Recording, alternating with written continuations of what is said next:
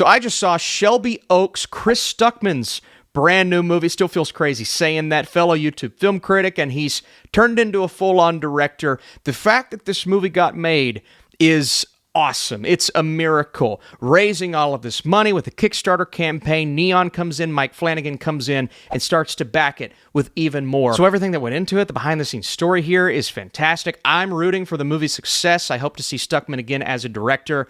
But of course, we're going to talk about the quality of the film itself. And as a director, from a stylistic standpoint, the visuals, especially when considering the budget, are rock solid, man. Some of these cuts and edits, you could see the influence, and sometimes within a horror movie like this, it feels more like a hollow copy. This feels more like he is clearly influenced by other projects, but it works really well within the context of this movie. And admittedly, there are some haunting moments in Shelby Oaks that got me. The imagery and the demon standing by, yeah, that freaked me.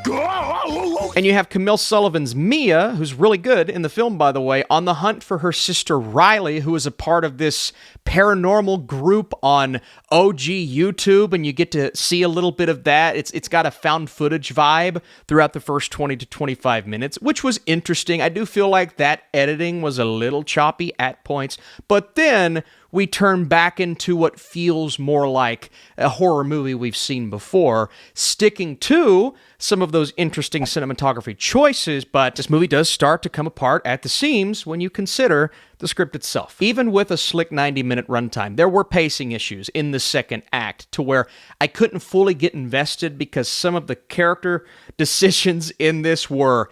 I was scratching my head at points while watching this movie, and then as we get into the third act, you expect some of those questions to be answered. At the same time, I don't want to be spoon-fed, but I also didn't want to leave this movie thinking, well, that didn't make sense, and why would she do that and go to this place without someone else? And there was a lot of that. Why?